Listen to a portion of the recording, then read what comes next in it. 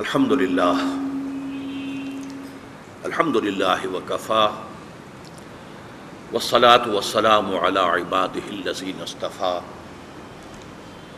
خصوصاً علی افضلہم وخاتم النبیین محمد الامین وعلی آلہ وصحبہ اجمعین.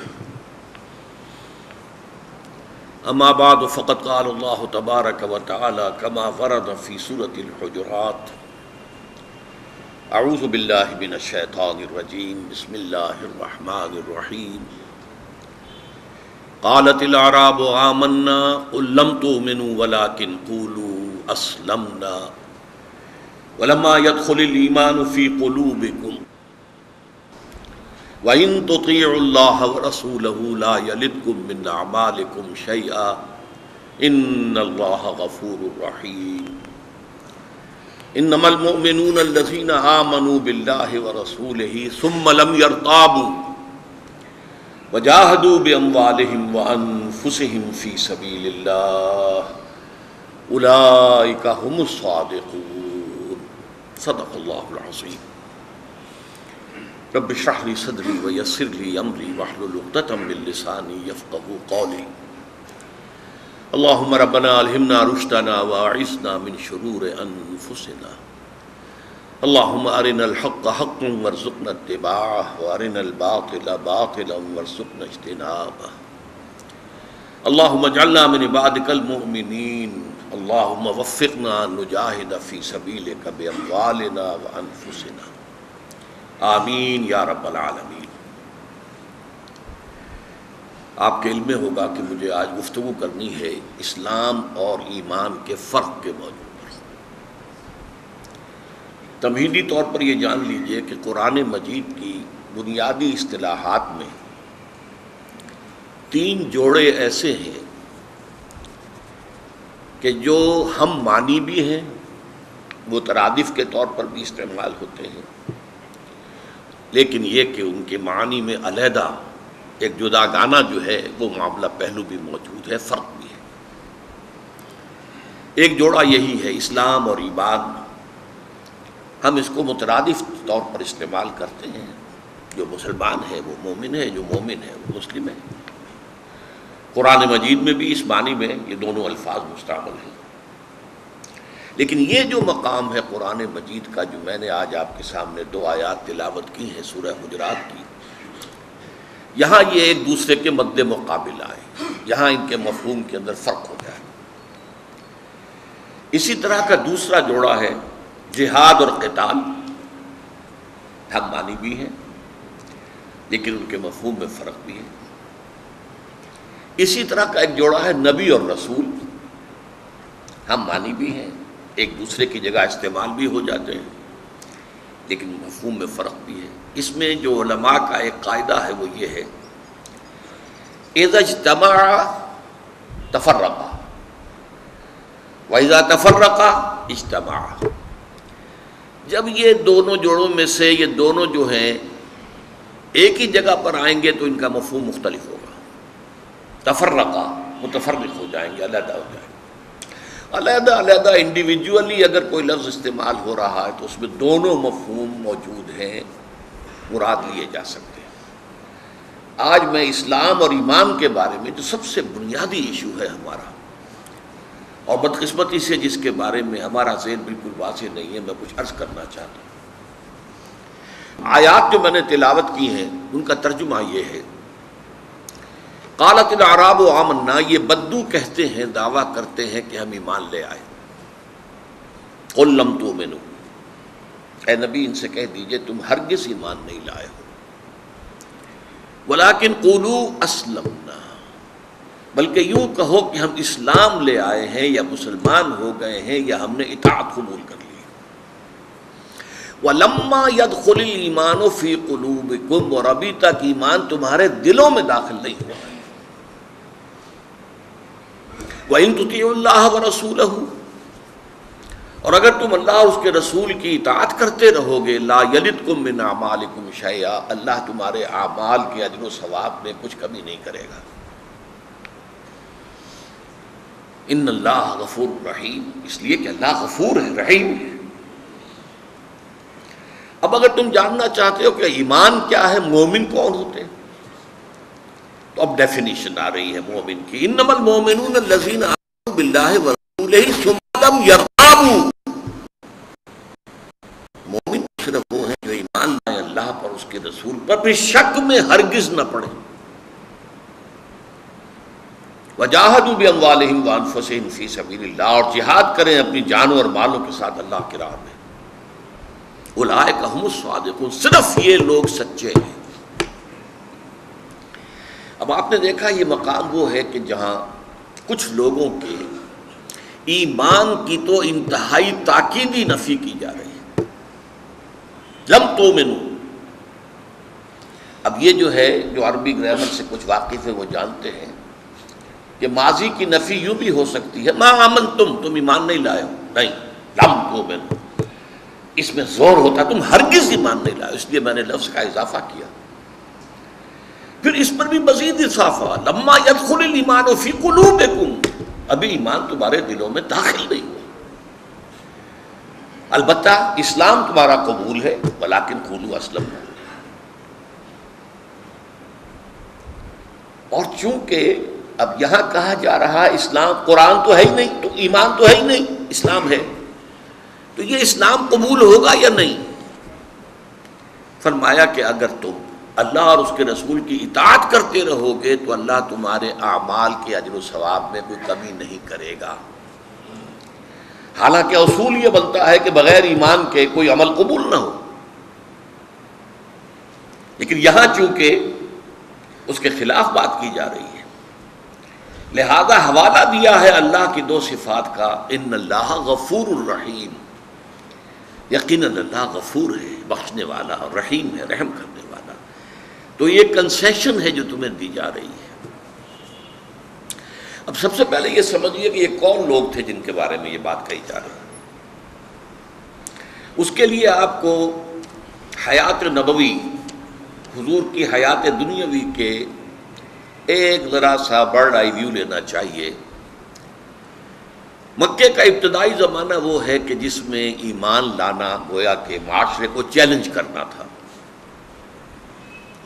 جو شخص کہتا تھا اشہد ان لا الہ الا اللہ واشہد ان محمد رسول اللہ، اب اس پر مصائب کے پہاڑ ٹوٹنے شروع ہو جاتے تھے. لہذا وہی شخص کہنے کی جرات کرتا تھا اشہد ان لا الہ الا اللہ واشہد ان محمد رسول اللہ، جس کے دل میں ایمان یقین کے درجے میں پیدا ہو چکا ہوتا تھا. تبھی تو وہ تیار تھا ہر صورتحال سے نمٹنے کے لیے. رفتہ رفتہ کچھ مکے کے حالات بھی بدلے، لیکن میں اب دوسری انتہا پر جا رہا ہوں. جب مکہ فتح ہو گیا، اب تمام عرب کے قبیلوں نے سمجھ لیا کہ جب قریش ہار گئے، ختم ہو گئے، تو اب محمد کا مقابلہ صلی اللہ علیہ وسلم کوئی نہیں کر سکتا. لہذا چلو اسلام لے آؤ. It's no use continuing resistance. اب فائدہ کیا ہوگا، ریزسٹ کر نہیں سکتے.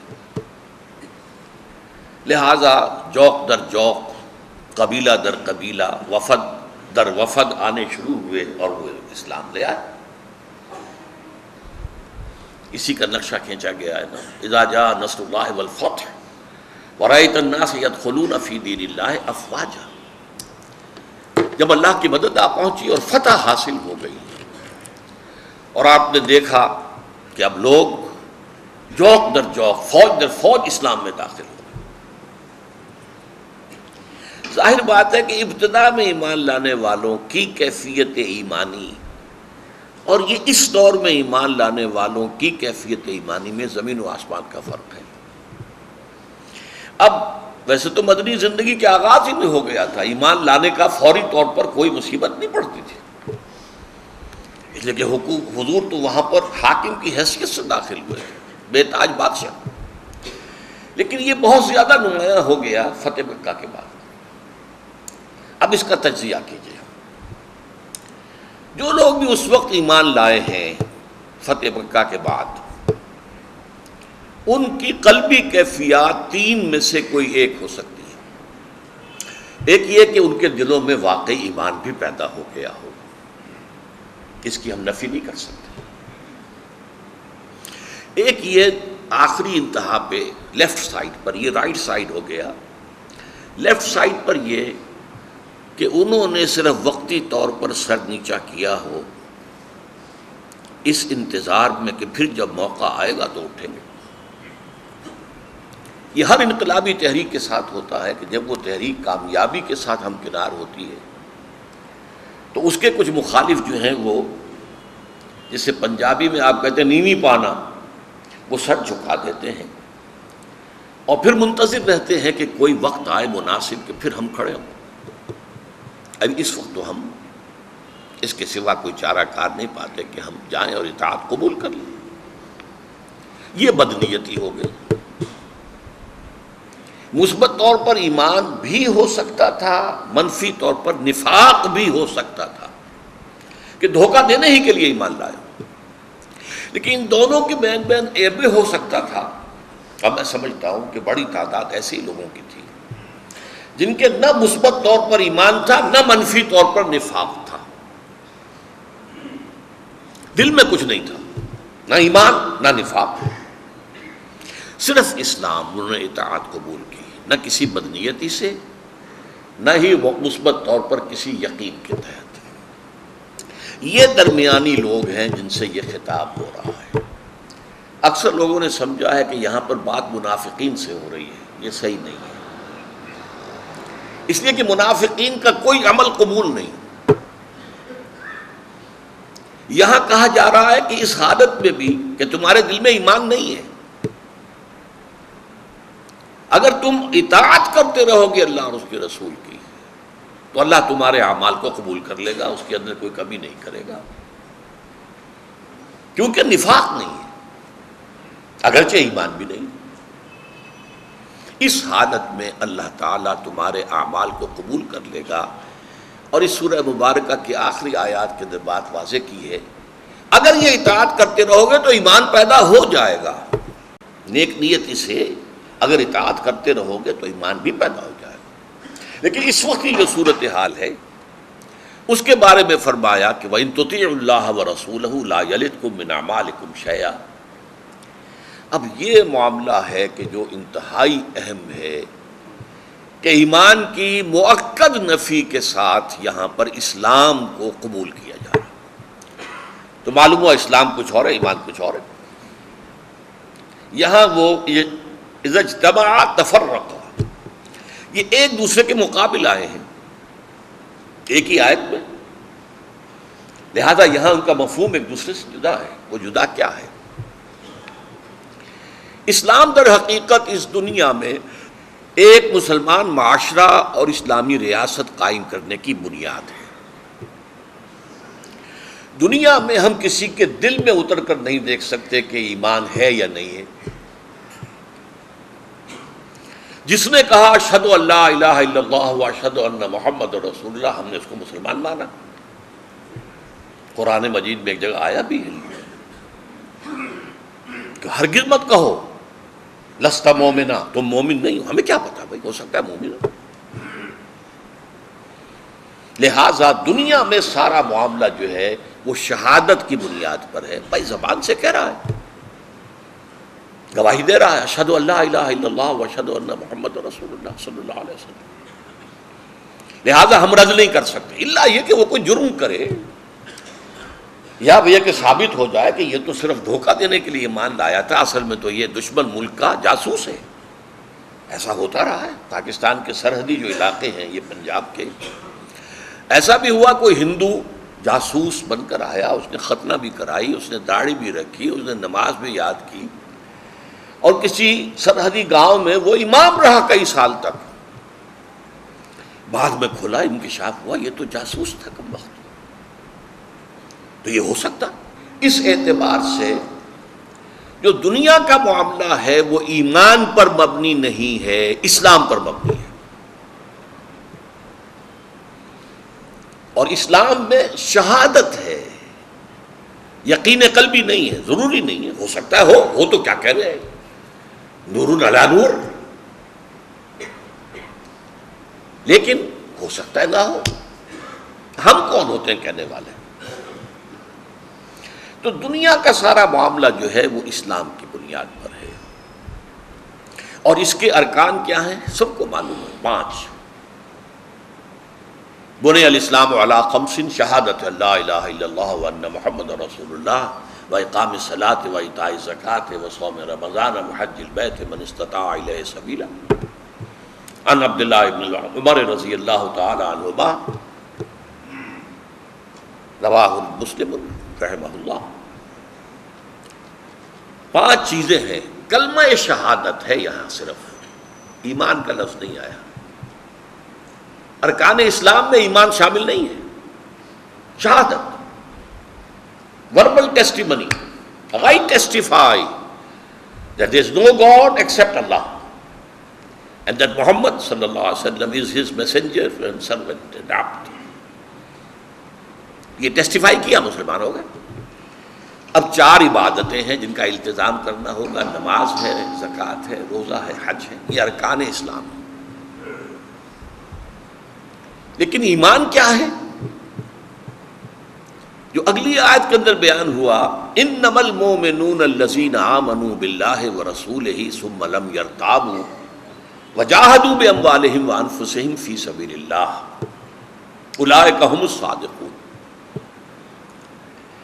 میں ایک بات آپ سے کہنی بھول گیا شروع میں، کہ یہ جو 3 جوڑے ہیں جو میں نے گنوائے تھے، اسلام اور ایمان، جہاد اور قتال، نبی اور رسول، ان میں ایک نسبت تمام علماء تسلیم کرتے ہیں کہ اس جوڑے کا ایک فرد خاص ہے، ایک عام ہے۔ رسول تو خاص ہے، نبی عام ہے۔ ہر رسول تو نبی ہے، ہر نبی رسول نہیں ہے۔ قتال خاص ہے، جہاد عام ہے۔ قتال تو جہاد ہے، جہاد لازماً قتال نہیں ہے۔ اسلام عام ہے، ایمان خاص ہے۔ ہر مومن تو لازماً مسلم ہے، ہر مسلم مومن نہیں ہے۔ تو جو شخص مسلم بھی ہے اور پھر مومن بھی ہے، اس کے ہاں 5 ارکان تو موجود ہی رہیں گے نا۔ مسلم ہے وہ، بنی الاسلام علی 5، اس کا اطلاق ہوگا، لیکن اس میں 2 ارکان کا اور اضافہ ہو جائے گا۔ وہ اضافی ارکان ہیں ایمان کے، یہ ہیں جو اس آیت میں آیا، آیت نمبر 15۔ اور کانٹیکسٹ کے اعتبار سے آپ سمجھ سکتے ہیں کہ یہ کتنا اہم مقام ہے، کہ ایمان کی نفی مطلق مؤکد، لم تؤمنوا ولما يدخل الایمان فی قلوبکم، اس سے زیادہ تاکید ہو نہیں سکتی۔ اس کے ساتھ اسلام قبول ہے، اسلام کے وجود کو تسلیم کیا جا رہا ہے، لیکن ہم نے ایمان کے ارکان کو نہیں سمجھا۔ اسلام کے ارکان سب کو یاد ہیں۔ اگر تعلیم الاسلام سے کہیں، جو مفتی کفایت اللہ صاحب کے رسالے تھے، اگر آپ کی بھی تعلیم کا آغاز ہوا ہو وہ نورانی قاعدے کے بعد یا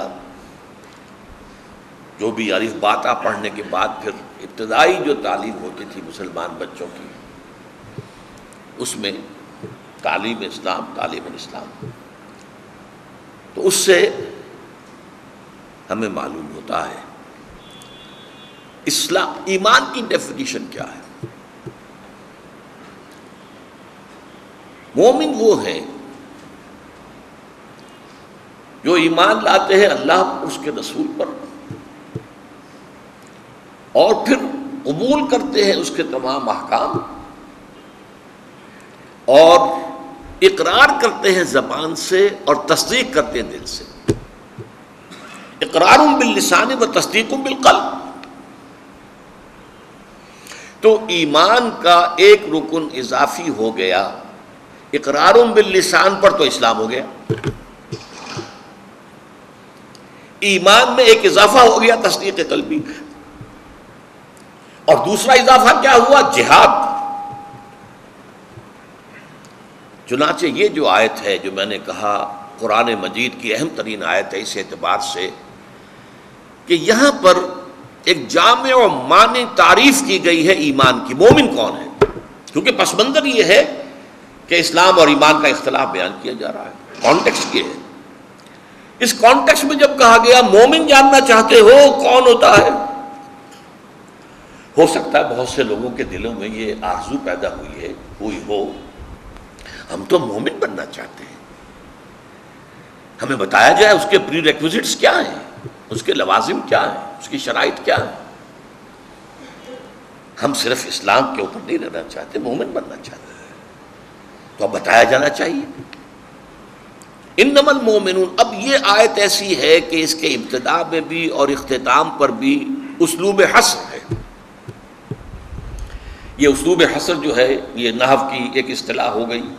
مراد کیا ہے اس سے؟ اس کا سادہ ترین اس کی مثال میں اردو میں دیتا ہوں۔ آپ کہتے ہیں زید عالم ہے، ایک مفہوم سمجھ میں آ گیا؟ زید ہی عالم ہے، اس سے کیا فرق ہوا؟ باقی لوگوں سے علم کی نفی کر دی، صرف زید عالم ہے۔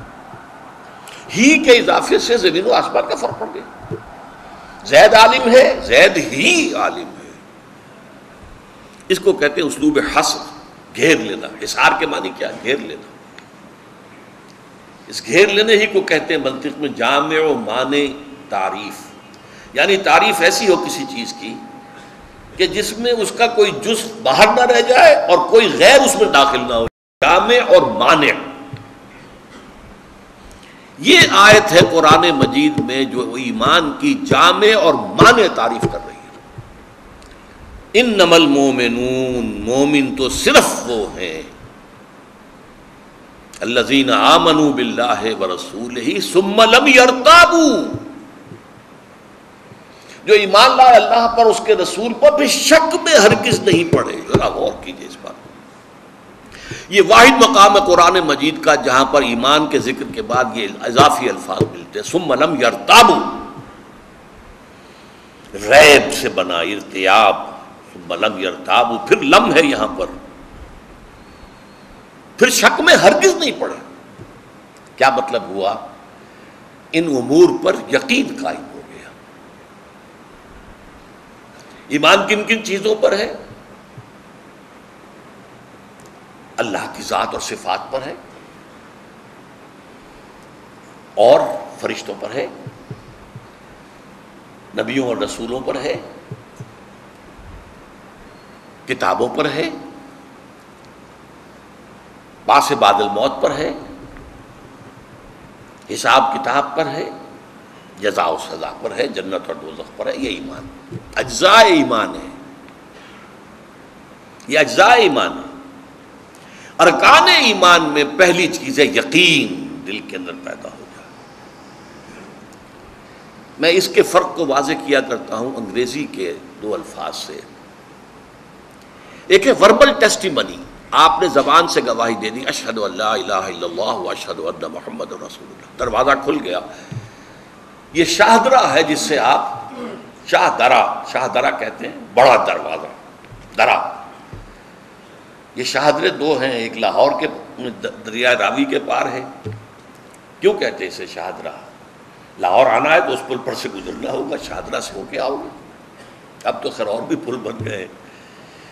ایک دلی کے مشرق میں ہے، جمنا پار شاہدرہ۔ دلی میں آؤ گے یو پی کے کسی مقام سے تو شاہدرے سے داخل ہونا پڑے گا۔ تو اسلام کا شاہدرہ کیا ہے؟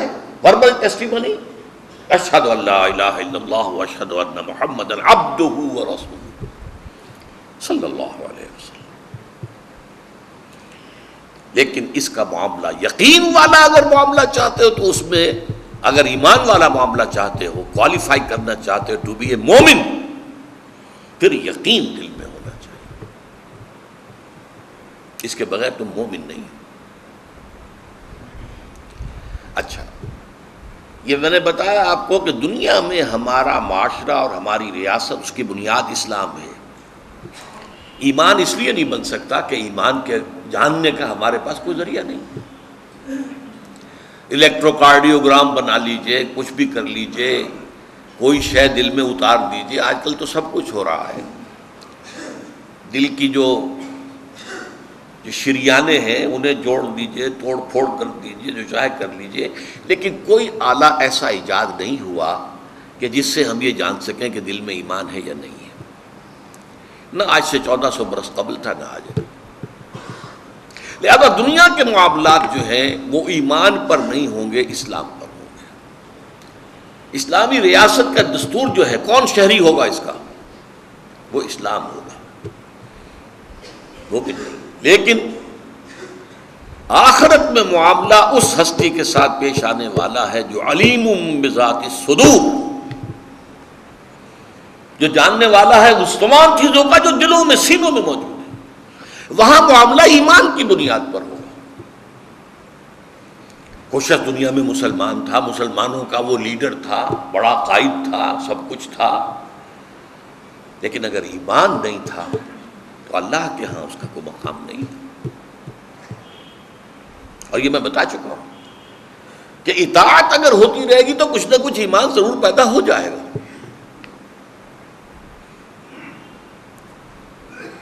اس لیے کہ ایمان پہلے آیا اور اسلام بعد میں۔ یہ تو ہوا ہے مکے کے شروع میں، یقین پہلے پیدا ہوا، تب انہوں نے کہا اشہد ان لا الہ الا اللہ واشہد ان محمد رسول اللہ۔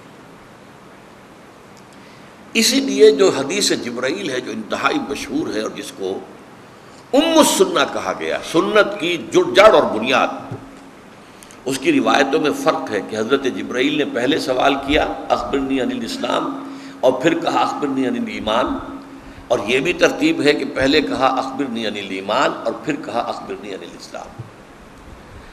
جو مکے کے سابقون الاولون تھے ان میں ایمان یقین والا پہلے پیدا ہوا، اسلام بعد میں آیا۔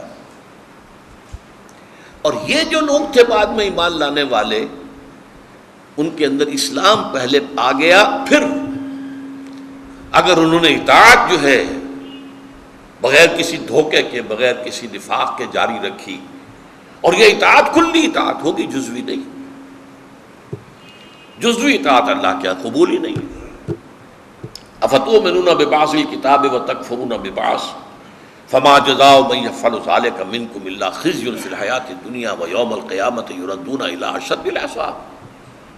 تو کیا تم ہماری کتاب اور شریعت کے ایک حصے کو مانتے اور ایک کو نہیں مانتے؟ تو جو کوئی بھی تم میں سے یہ حرکت کرے گا اس کی سزا اس کے سوا کچھ نہیں کہ دنیا میں ذلیل و خوار کر دیے جائیں اور آخرت میں سب سے شدید ترین عذاب میں جھونک دیے جائیں۔ وَمَا اللَّهُ بِغَافِلٍ عَمَّا تَعْمَلُونَ، اور اللہ کو غافل اور بے خبر نہیں ہے جو تم کر رہے ہو۔ اپنی داڑھیوں کی لمبائی سے اور اپنے حجوں کی تعداد سے تم اللہ کو دھوکہ نہیں دے سکتے۔ اسے معلوم ہے تم سودی کاروبار کرتے ہو، تمہارا کھانا حرام کا ہے۔ لیکن یہ اگر اطاعت کلی ہے تو ایمان پیدا ہو جائے۔ البتہ یہاں اسلام پہلے آیا اور اس پر اطاعت ہوئی، اور اطاعت کے نتیجے میں ایمان پیدا ہو جائے۔ اب اگر پیدا ہو گیا ہے تو اس کا ایک طریقہ کیا ہوگا؟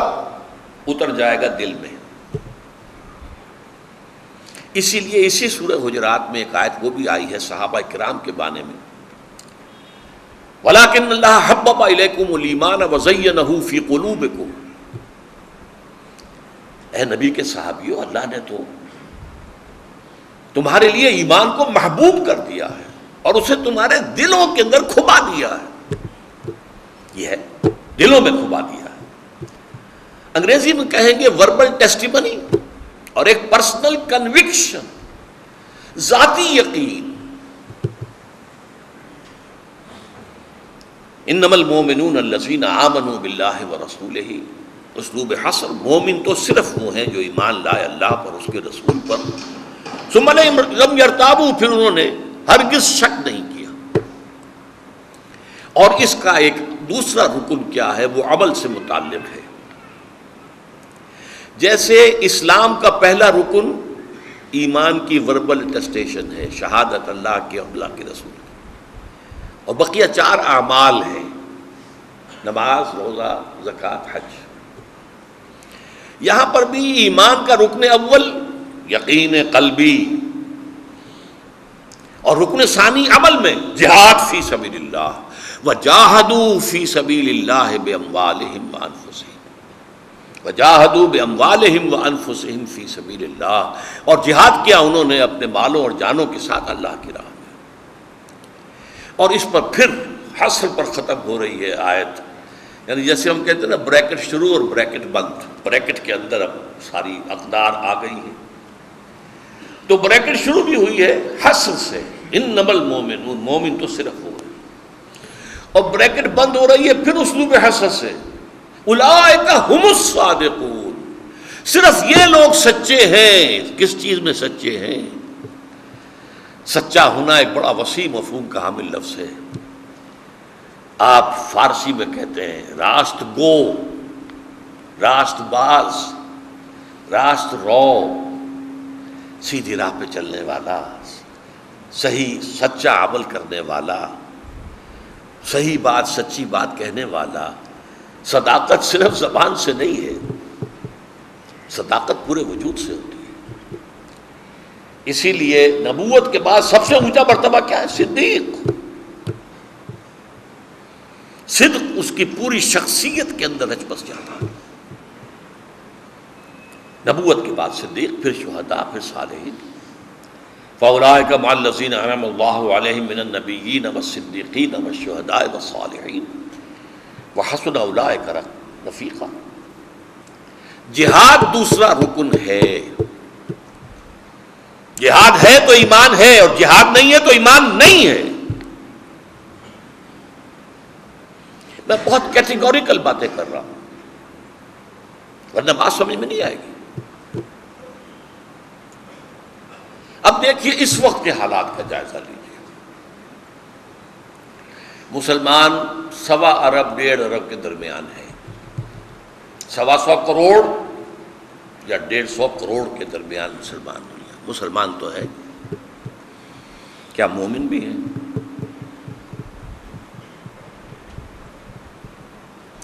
اگر ان میں اکثریت تو دور کی بات ہے، معتد بے تعداد میں بھی مومن ہوتے تو یہ ذلت و رسوائی کبھی نہ ہوتی جو آج ہو رہی ہے۔ اگر ہم مومن ہیں تو پھر قرآن جھوٹا ہے۔ قرآن کہتا ہے انتم الاعلون ان کنتم مومنین، اگر تم مومن ہوگے تو تم ہی سب سے اونچے ہوگے۔ اعلون اعلیٰ کی جمع ہے، اعلیٰ سب سے اونچا۔ انتم الاعلون ان کنتم مومنین، اگر تم مومن ہوگے تو تم ہی سب سے اونچے ہوگے۔ تو آج ہم سب سے اوپر ہیں یا سب سے نیچے ہیں؟ ضربت علیہم الذلۃ والمسکنہ، ذلت اور مسکنت ہم پر تھوپ دی گئی۔ اسلام تو ہمیں پیدائش کے طور پر مل جاتا ہے۔ جو کوئی خدا کا بندہ ہندو ہو، سکھ ہو، پارسی ہو، عیسائی ہو، ایمان لائے، اسلام لائے، تو اسلام لانے کی قیمت دینی پڑتی ہے۔ وہ اپنے خاندان سے کٹ گیا، اپنی برادری سے کٹ گیا، ہمیں تو کوئی قیمت دینی پڑی نہیں، پیدا ہو گئے اور موروثی طور پر ہمیں اسلام مل گیا۔ لیکن ایمان موروثی طور پر نہیں ملتا، ایمان حاصل کرنا پڑتا ہے۔ یہ ایک علیحدہ موضوع ہے، بہت اہم ہو جائے گا۔ لیکن صرف یقین قلبی نہیں، بلکہ اس کا جو مظہر عمل پہ ہوگا وہ جہاد ہے۔ اس مقام سے میں جو نتیجہ نکال رہا ہوں پھر سن لیجئے، جہاد ہے تو ایمان ہے، جہاد نہیں ہے تو ایمان نہیں۔ اس کی ایک اور مثال لے لیجئے سورہ صف سے۔ یا ایھا الذین آمنوا، اے ایمان کے دعوے داروں، میں ترجمہ یہاں کر رہا ہوں ایمان کے دعوے داروں، هل ادلکم علی تجارۃ تنجیکم من عذاب الیم، کیا میں تمہاری رہنمائی کروں ایسے کاروبار، ایسی تجارت کی طرف جو تمہیں عذاب علیم، دردناک عذاب جہنم سے نجات دے دے؟ چاہتے ہو تو سن لو، تؤمنون باللہ ورسولہ، ایمان رکھو یا ایمان لاؤ اللہ پر اور اس کے رسول پر، وتجاہدون فی سبیل اللہ باموالکم وانفسکم، اور جہاد کرو اللہ کی راہ میں اپنے اموال اور اپنی جانوں کے ساتھ۔ ذالکم خیر لکم ان کنتم تعلمون، جان لو اگر تم علم رکھتے ہو تو یہی تمہارے حق میں بہتر ہے۔ اب ان دو آیتوں سے کیا نتیجہ نکلا؟ جہاد ہے تو جہنم سے چھٹکارا ہے، جہاد نہیں ہے تو جہنم سے چھٹکارا نہیں ہے۔ یہ محکمات ہیں، محکمات، قرآن کے محکمات۔ جہاد کا لفظ بنا ہے جہد سے، جہد کوشش، فارسی میں کیا کہتے ہیں؟ کوشش، انگریزی میں to strive for something, strive. اور جہاد یہ دو طرفہ عمل ہے، to struggle against something, اسے کہیں گے کشاکش، جیسے ٹگ آف وار جو ہوا کرتا تھا، رسہ کشی، اس رسے کو ادھر سے ایک ٹیم کھینچ رہی ہے، ادھر سے ایک ٹیم کھینچ رہی ہے، کشاکش۔ تو جوہد سے جہاد بنا، سمجھ گیا اس بات کو؟ جہاد کا ترجمہ کشاکش فارسی میں، جبکہ جوہد کوشش۔ انگریزی جوہد کے معنی، جوہد کے لیے لفظ to strive for something, to strive for something, اور جہاد to struggle against something. اس کی ایک مثال اور لے لیجیے، قتل اور قتال۔ قتل یک طرفہ عمل ہے، آپ جا رہے تھے، کسی نے شوٹ کر دیا، آپ کے سان گمان میں بھی نہیں تھا کہ میرے ساتھ کیا ہونے والا، یہ قتل ہے۔ قتال کیا ہے؟ آمنے سامنے آ گئے، یہ اس کو قتل کرنا چاہتے، وہ ان کو قتل کرنا چاہتے، یہ قتال ہو گیا، جنگ۔ قتل یک طرفہ عمل ہے جوہد کی طرح، اور قتال مقابلے میں آ کر ایک دوسرے کو قتل کرنے کی کوشش۔ یہ اگر بات سمجھ میں آ گئی تو اب ذرا باتیں کچھ علمی نوعیت کی ہیں، ذرا غور کیجیے گا۔ جہاد زندگی کی سب سے بڑی حقیقت ہے۔ ہر لیونگ بینگ جو ہے، لیونگ بینگ، وہ جہاد کر رہا ہے۔ جہاد کاہے کے لیے؟ رزق کے حصول میں مقابلہ چل رہا ہے، جس کو کہتے ہیں انگریزی میں اسٹرگل فار ایگزسٹنس۔ وجود کے لیے کوشش ضروری ہے، اور کوشش میں مقابلہ ہوتا ہے۔ فلاں ایک جو ہے اسامی خالی ہے، آپ بھی چاہتے ہیں، کوئی اور بھی چاہتا ہے، وہ بھی کوئی سفارش لا رہا ہے، آپ اس سے بڑی سفارش لائیں گے، یہ جہاد ہو رہا ہے نا۔ اس کا نام ہے اسٹرگل فار ایگزسٹنس۔ اسٹرگل میں نے کہا تھا، انگریزی میں جہاد اسٹرگل۔ تو اسٹرگل فار ایگزسٹنس، یہ ہر لیونگ کریچر جو ہے اس کے لیے ایک لائف کا ایک فینومینن ہے۔ اب انسانی سطح پر آئیے، ایک جہاد وہ ہے جو تمام انسان کریں گے، اپنے حقوق کو حاصل کرنے کے لیے جہاد۔ کسی نے آپ کو آ کے غلام بنا لیا ہے، اس سے آزادی حاصل کرنے کے لیے جہاد کرنا پڑے گا۔ آپ اس کے خلاف جد و جہد کریں گے، اس سے ٹکرائیں گے، تبھی تو وہ آپ کو آزاد ہونے دے گا۔ اس کو کیا کہتے ہیں؟ جہاد حریت۔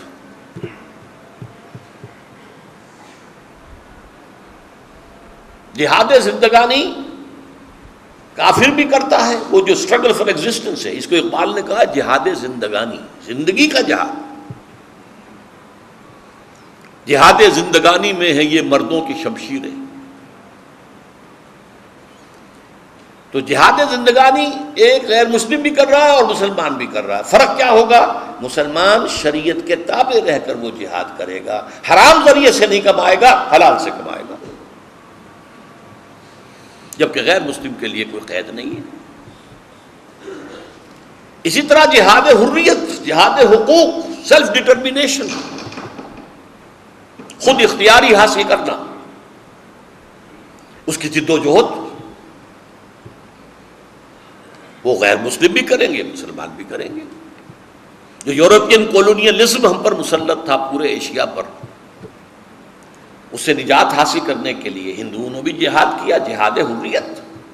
جہاد آزادی مسلمانوں نے بھی کیا، عیسائیوں نے بھی کیا، افریقی ممالک کے اندر بہت سے جو عیسائی تھے انہوں نے جہاد کیا، کہیں قتال کی نوبت بھی آ گئی۔ الجزائر والوں نے کتنی جنگ کی ہے، کتنی جانیں دی ہیں، تب جا کر جو ہے فرانسیسی ان کو چھوڑنے پر آمادہ ہوئے، آزادی حاصل ہوئی۔ یہ ہے جہاد حریت۔ غیر مسلم بھی کرے گا، مسلم بھی کرے گا، لیکن مسلم اللہ کی شریعت کے حدود کے اندر کرے گا۔ یہ فرق ہوتا جائے گا۔ جب اللہ کے حدود کے اندر وہ جہاد زندگانی کر رہا ہے تو اس کی زندگی عبادت بن جاتی ہے، اور جب وہ اللہ کی حدود کے اندر شریعت کے دائرے کے اندر جہاد حریت کر رہا ہے تو بھی وہ عبادت ہے۔ تیسرے لیول پر ہے نظریاتی جہاد۔ ایک ایمان ہے، ایک شرک ہے، یہ کوئی ایگزسٹ نہیں کر سکتے۔ ایمان اور شرک میں تو تصادم ہوگا۔ ایک مومن کوشش کرے گا کہ شرک ختم ہو جائے، مشرکانہ خیالات، مشرکانہ اوہام ختم ہو جائے، مادہ پرستی ختم ہو جائے، دنیا پرستی ختم ہو جائے، شہوت پرستی ختم ہو جائے، بت پرستی ختم ہو جائے، دولت پرستی ختم ہو جائے، غلط نظریات، غلط فلسفے یہ ختم ہو جائے۔ یہ اگلا لیول ہے۔ جیسے کہ کمیونسٹ کوشش کرتا تھا کہ مارکسزم پھیلے پھیلے پھیلے پھیلے تھا، اس لیے کہہ رہا ہوں کہ اب وہ ایک ماضی کا فینومینن بن گیا ہے۔ ویسے کہیں کہیں دنیا میں آج بھی موجود ہے، کیوبا میں آج بھی ہے، کچھ تھوڑی سی رمق اس کی ابھی چین میں بھی ہے، لیکن اصل میں جو اس کی جنم بھومی تھی رشیا اور یو ایس ایس آر وہ تو مر چکے، ختم ہو گئے۔ تو یہ ہے نظریاتی جہاد۔ یہ جہاد مسلمان جب کرے گا تو اس کا نام ہے دعوت اور تبلیغ۔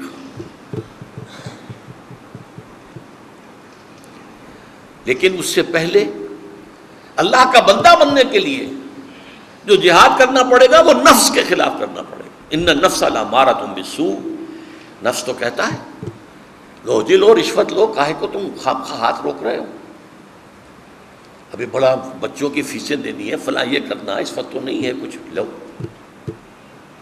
اپنے نفس کے خلاف جہاد کرنا پڑے گا۔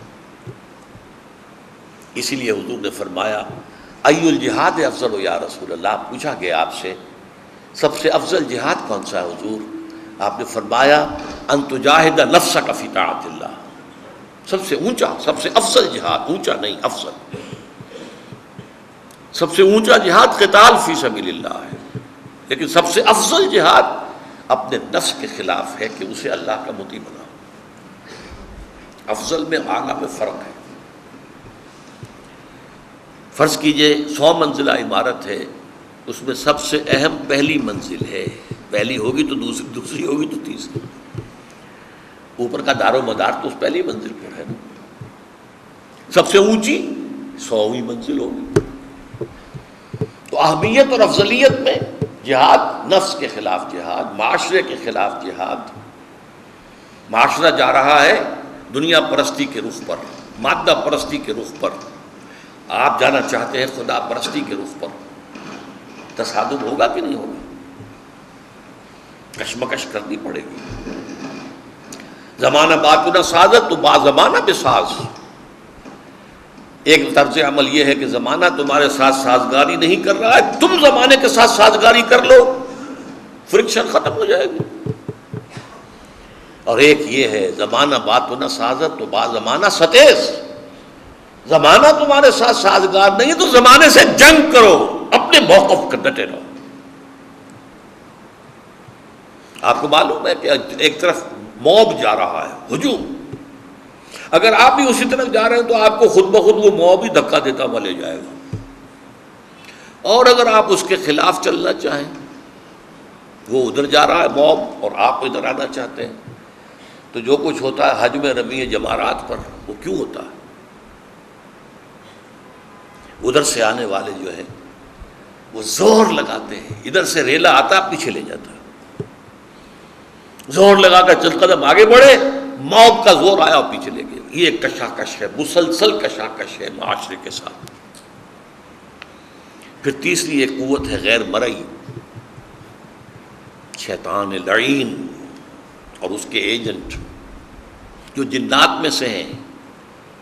یہ تو غیر مرئی ہے، ہم دیکھ نہیں سکتے، لیکن اس کے انسانی ایجنٹ بھی ہیں، وہ ہمیں نظر آتے ہیں، جو بے حیائی پھیلانا چاہتے ہیں، جو کفر اور شرک کو عام کرنا چاہتے ہیں، جو اسلام کی بیخ کنی کرنا چاہتے ہیں۔ بہرحال جہاد پہلے لیول پر نفس کے خلاف، معاشرے کے خلاف، شیطان کے خلاف، دوسرے لیول پر دعوت، تبلیغ، اسلام کے نظریات کو پھیلانا، باطل نظریات کی نفی کرنا۔ جان لگے گی، وقت لگے گا، پہلے آپ دین سمجھیں گے تو آگے سمجھائیں گے اور پھیلائیں گے، قرآن پڑھیں گے تو آگے پڑھائیں گے، لہٰذا اس میں وقت بھی لگے گا، محنت بھی، صلاحیت بھی، قوت بھی، ٹائم بھی، سب کچھ ہوگا۔ آخری جہاد جو ہے وہ نظام کا جہاد ہے، یہ سب سے اونچا جہاد۔ ایک نظام بادشاہی، ایک نظام جمہوری۔ اب جمہوری قوتیں زور لگا رہی ہیں کہ بادشاہی نظام ختم ہو جائے اور جمہوری نظام آ جائے، لیکن کیا آسانی سے آ جائے گا؟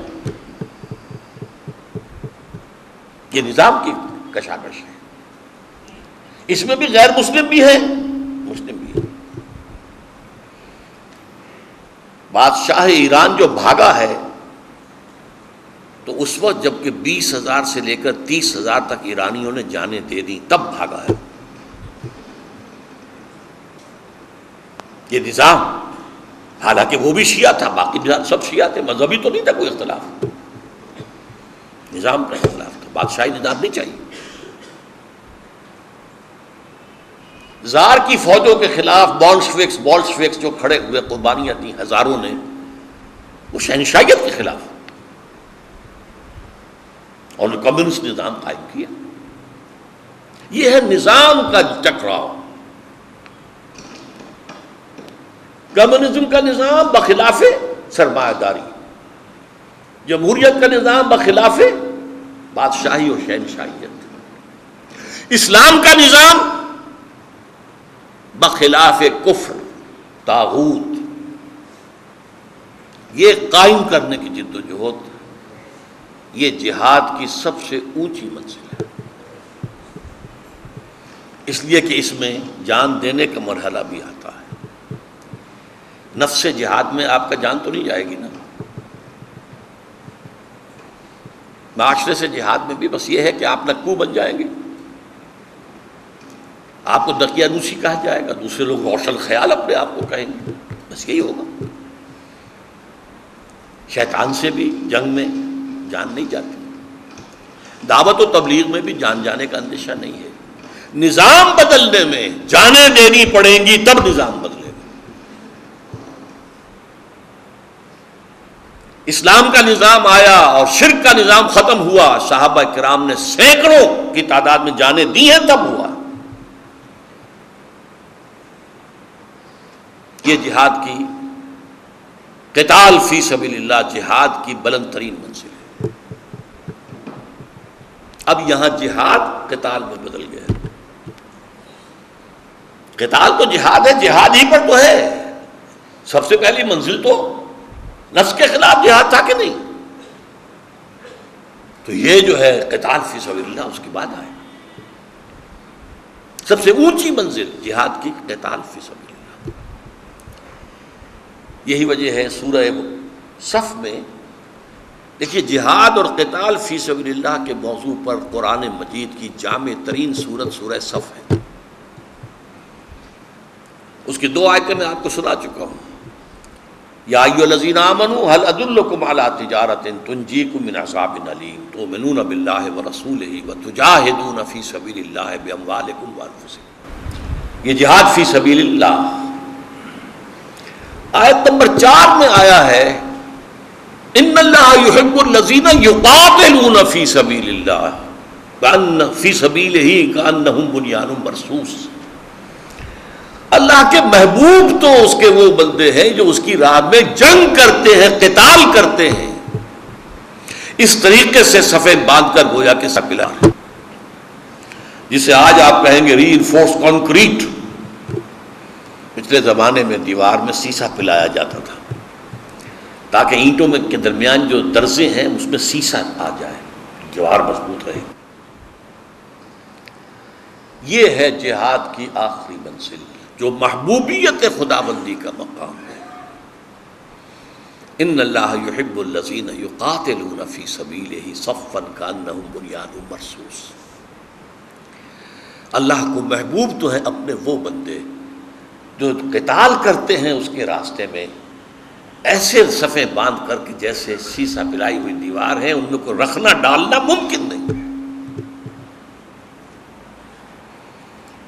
اب اس جہاد کی جو آخری منزل ہے نظام کو بدلنے کے لیے، تو جو آج کی ملاقات کا حاصل اگر یہ بات آپ کے ذہن میں بیٹھ گئی اور اگر اس کے اعتبار سے آپ نے اپنے دل میں جھانکا، اسلام اور ہے، ایمان اور ہے، میرے قلب میں ایمان ہے کہ نہیں. یہ میں آپ کے بارے میں نہیں کہہ سکتا، آپ میرے بارے میں نہیں کہہ سکتے، لیکن ہر شخص جو ہے وہ کتنے پانی میں ہے اسے خود معلوم ہے. بل الانسان علی نفسہ بصیرہ. ہر انسان اپنی کیفیت پر پورا بصیرت رکھتا ہے کہ میں کہاں کھڑا ہوں، کتنے پانی میں ہوں. اسلام تو کلمہ شہادت کی بنیاد پر ہمیں حاصل ہو گیا، وراثت نہیں مل گیا. کوئی اگر آج داخل ہوتا ہے وہ بھی شاہ درے میں داخل ہو سکتا ہے اسلام کے. اور اس اسلام کی اتنی اہمیت ہے قانونی اور دستوری اعتبار سے کہ ایک عجیب واقعہ پیش آیا. حضرت اسامہ حضور کو بہت عزیز تھے، بہت پیارے تھے، اس لیے کہ حضرت زید جو ان کے والد تھے انہیں حضور نے منہ بولا بیٹا بنائے رکھا تھا. وہ تو جب سورہ احزاب کی آیات نازل ہوئی تو زید بن محمد سے زید بن حارثہ رہ گئے دوبارہ صلی اللہ علیہ وسلم ورضی اللہ عنہ. ان کا یہ واقعہ پیش آیا کہ ایک جنگ میں ایک مشرک سے، کافر سے ان کی دو بدو مقابلہ ہوا. جب وہ کافر زیر ہو گیا بالکل اور اس کی بس ہو گئی جسے ہم کہتے ہیں، تو اس نے کہہ دیا اشہد ان لا الہ الا اللہ واشہد ان محمد رسول اللہ. حضرت اسامہ نے گمان کیا کہ یہ صرف دھوکہ دینے کے لیے، جان بچانے کے لیے اس وقت کہہ رہا ہے. تلوار نہیں روکی، گردن اڑا دی. دل میں کچھ رہا کہ یہ میں نے ٹھیک کیا یا نہیں کیا.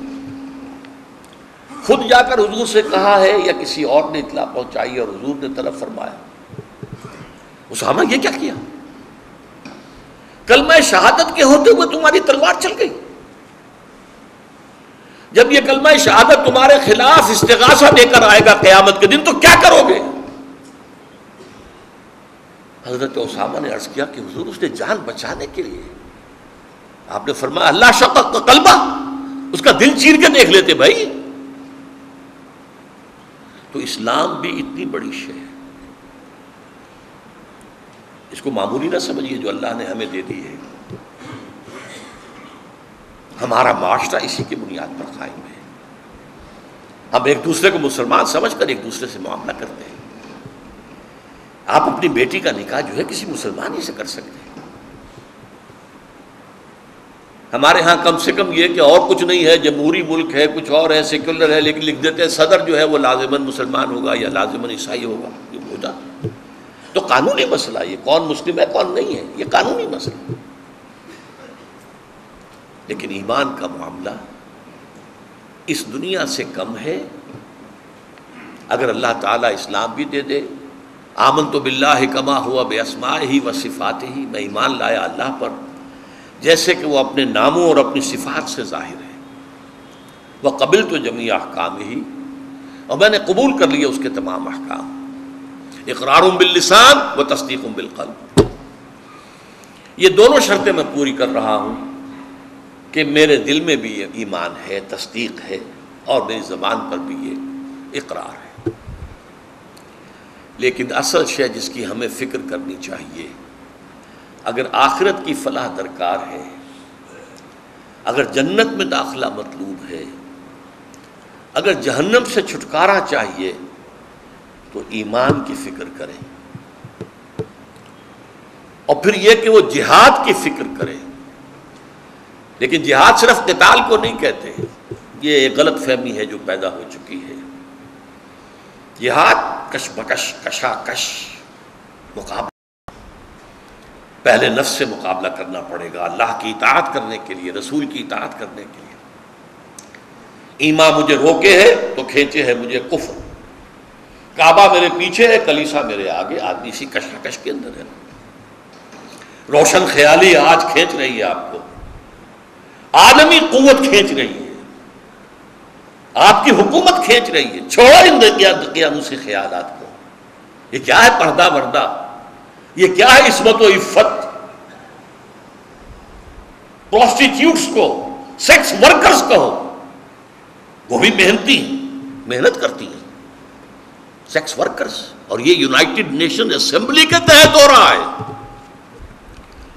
بہرحال یہ کشاکش جو ہے اللہ اور اس کے رسول کی اطاعت کے لیے بھی درکار ہے، یہ کشاکش کفر اور شرک کے خاتمے کے لیے بھی درکار ہے، یہ کشاکش اللہ کے نظام کو قائم کرنے کے لیے بھی درکار ہے۔ کافرانہ نظام، طاغوتی نظام، شیطانی نظاموں کو ختم کرنا، اور یہ جہاد کی سب سے اونچی منزل ہے جو مختلف مراحل سے ہوتی ہوئی آخر کار جان دینے پر، قتال پر بھی منتج ہو سکتی ہے۔ اقول قولی ھذا واستغفر اللہ لی ولکم ولسائر المسلمین والمسلمات۔